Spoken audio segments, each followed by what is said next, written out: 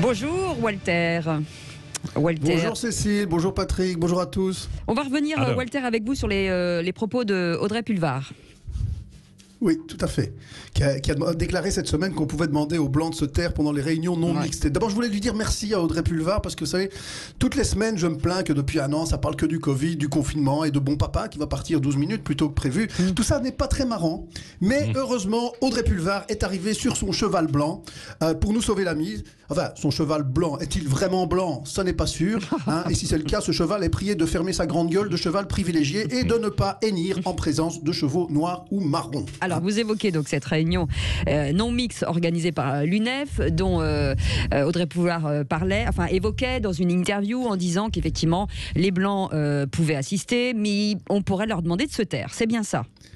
C'est bien ça, j'ai bien résumé. Et pour les auditeurs qui ne comprendraient pas, mes redoutables analogies, j'explique les réunions non mixtes. C'est un rassemblement réservé aux personnes appartenant à un groupe considéré comme discriminé, ce qui exclut la participation de personnes appartenant à des groupes considérés comme discriminants. Vous voyez, en gros, c'est des réunions interdites aux hommes blancs. Désolé Patrick, on n'est pas invité. Voilà. Ceci dit, ça me dérange pas, des réunions interdites interdites aux blancs. Oui, il y en a d'autres, comme les matchs de basketball par exemple. Mais ce qui me pose comme question, c'est de savoir à partir de quand on est blanc. C'est vrai, à partir de quand est-on blanc? Dans certains cas, c'est facile. Moi, par exemple, selon tous les critères, je suis blanc. J'ai un nom blanc, j'ai un prénom blanc, même après 3 semaines de vacances, je suis blanc, j'ai des aïeux normands, flamands. Dans un maillot de blanc, je me situe entre un vampire et un cachet d'aspirine. Vous voyez. Mais pour certains, c'est moins clair, si j'ose dire. Il faudrait mettre un nuancier à l'entrée. Voilà, on te met à côté, on te compare. Ah, désolé, monsieur, vous êtes entre le beige et le taupe. Ça ne va pas être possible. En fait, blanc, ça veut pas dire blanc. Ah, d'accord. Blanc, ça veut dire européen du nord et de droite. Parce que si t'es un portugais PD de gauche, t'es pas vraiment blanc. Non. Vous voyez. Par contre, si t'es un chrétien démocrate bavarois, t'es très très blanc. Ah, d'accord. T'es très très blanc. Là, tu dois sortir de la réunion, tu dois sortir de la pièce, tu dois sortir de l'immeuble, et c'est même mieux si tu sors de la ville. Vous voyez. Après, je vais vous avouer, moi, ça me dérange pas tant que ça de pas être invité dans ces réunions, parce que c'est essentiellement des réunions entre gonzesses et j'aime bien rigoler. Et en général, c'est pas très très fun.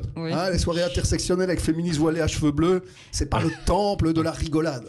La seule réunion non mixte sympa à laquelle j'ai assisté, c'était un documentaire, c'était un film qui s'appelait Lesbiennes à Miami 3. Là, ça avait l'air rigolo. Il y avait des piscines, des trucs, c'était sympa. J'avais loué ça à l'époque, je fais ce que je veux. Oui, bon, ça va. Et je suis sûr d'ailleurs, je suis sûr que ceux qui ont râlé toute cette semaine de ne pas pouvoir assister aux réunions non mixtes, tous les députés, là, etc. Ils se plaignent pour la forme, mais au fond, ils sont contents de ne pas être invités. Je veux dire, c'est comme quand tu n'es pas invité au pot de départ de Bernard de la Conta.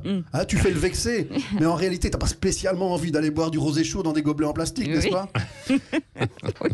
Et tout ça n'a pas de sens. Parce que je vais vous dire, Cécile, si on réfléchit bien, toutes les réunions sont non mixtes. Il n'y a aucune réunion où absolument tout le monde, tous les groupes sont invités, et heureusement. Par exemple, moi, je ne suis jamais... je me vexe, mais je ne suis jamais invité au Conseil des ministres. C'est scandaleux. Et je pense que c'est beaucoup mieux comme ça pour le bien de la France.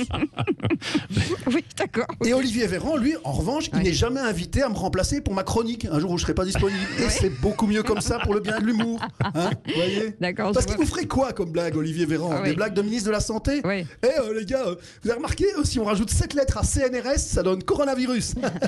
Vous voyez, bon, non. Les gars, si tu fais l'amour avec une femme de moins de 20 ans, tu es couille vite 19? Non, c'est lui qui l'a dit, c'est pas moi. C'est pas moi. La vie, ma chère Cécile, mon cher Patrick, n'est qu'une succession de réunions non mixtes. Je veux dire, une réunion dans un bar, c'est sans enfants. Une réunion dans un restaurant vegan, c'est sans gastronome. Vous voyez. Et moi, tous les jours, je participe à des réunions sans Audrey Pulvar, que je remercie de nous avoir divertis cette semaine. Car à défaut d'avoir accès aux salles de théâtre, on a eu droit au théâtre de Pulvar. Ah, pas mal. Pas mal. Belle chute. Merci beaucoup, Walter. Merci Walter.